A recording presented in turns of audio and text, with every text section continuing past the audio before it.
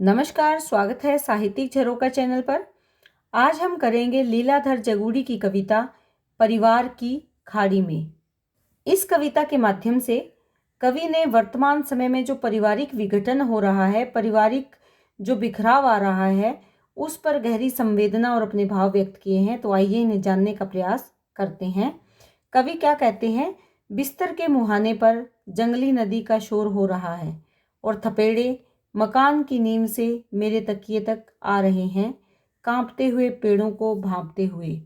कवि यहाँ पर जो पारिवारिक विघटन है उसके भावों को व्यक्त करते हुए कहते हैं कि बिस्तर के मुहाने पर, मुहाने यानी वो स्थान जहाँ पर नदी आकर समुद्र में मिलती है, उस स्थान को मुहाना कहते हैं। तो यहाँ पर क्या कहते हैं कि बिस्तर के मुहाने पर जंगली नदी का शोर हो रहा है। बिस्तर वो स्थान है जहाँ पर जैसे नदी समुद्र में आकर मिलती है, उनके मिलन का जो स्थान होता है वो स्थान कौन सा होता है? मुहाना। तो इस मुहाने पर, ये मुहाना कौन सा है? बिस्तर पर। ऐसे लगता है कि जंगली नदी का शोर हो रहा है और थपेड़े मकान की नींव से मेरे तकिए तक आ रहे हैं। और ये शोर केवल वहीं तक सीमित नहीं है, बल्कि उस जंगली नदी के पानी के जो थपेड़े हैं वो उसे मकान की नींव से आगे बढ़कर अपने तकिए तक आते हुए अनुभव हो रहे हैं, कांपते हुए पेड़ों को भांपते हुए।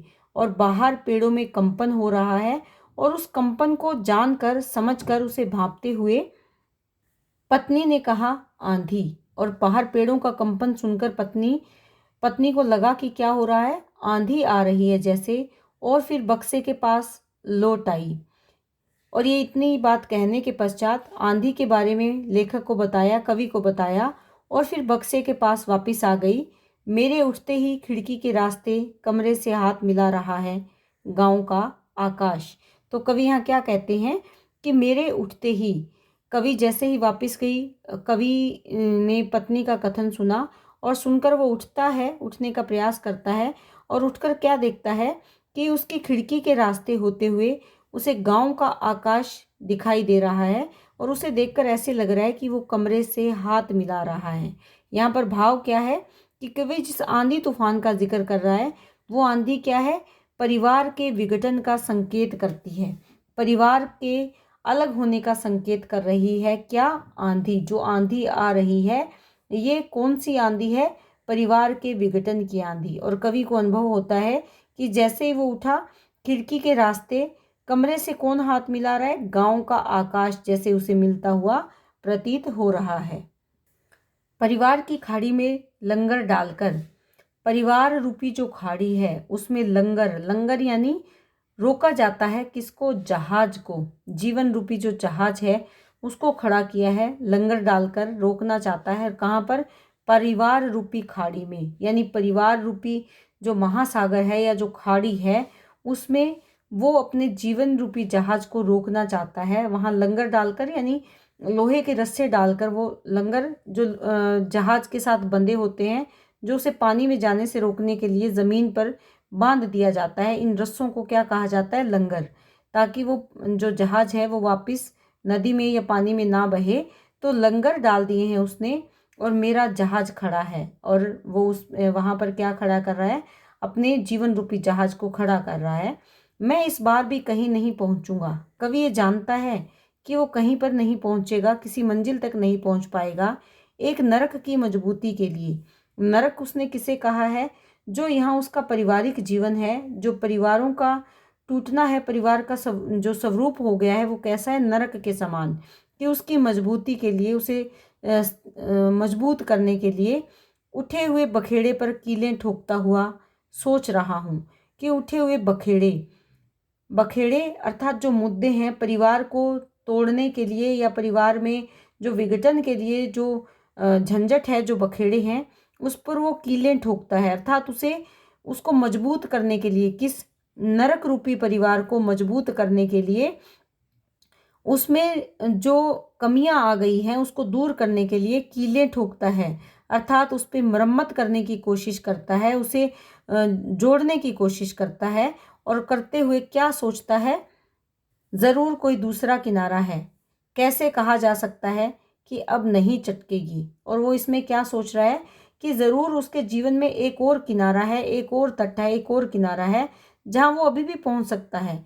लेकिन कवि को लगता है कि जैसे वो ये बातें कहकर केवल अपने विश्वास को कायम रखना चाहता है, लेकिन फिर भी उसके मन में विचार आता है कि कैसे कहा जा सकता है कि अब नहीं चटकेगी। बहती उम्मीद पर ठोकी हुई मेरी साधारण आत्मा, कि बह रही है जो उम्मीद, उसकी आशाएं बह रही है और उस पर ठोकने का प्रयास करता है, रोकने का प्रयास करता है। किसको? अपनी आत्मा के विचारों को।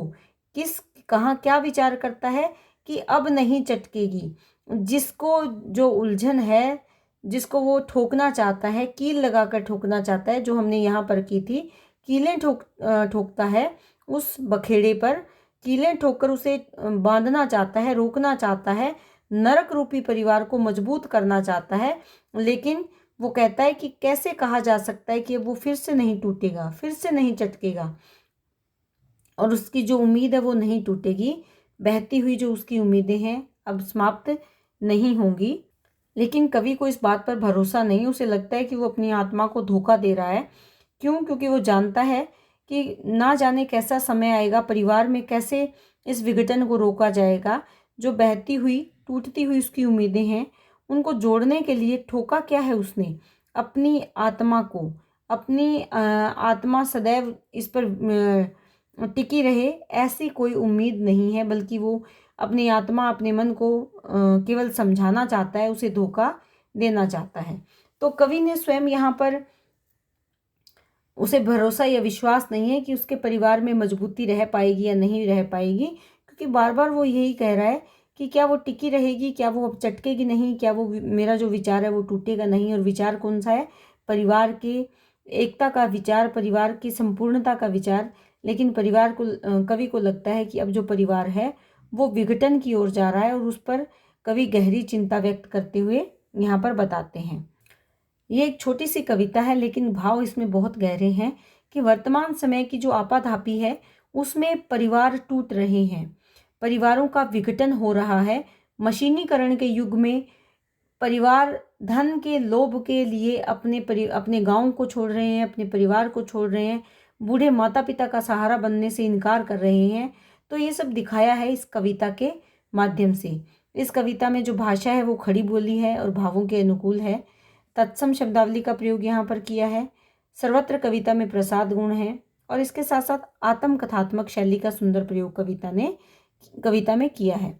तो उम्मीद करती हूँ कि ये कविता आप अच्छे से समझ पाए हो। इसके साथ बहुत बहुत धन्यवाद।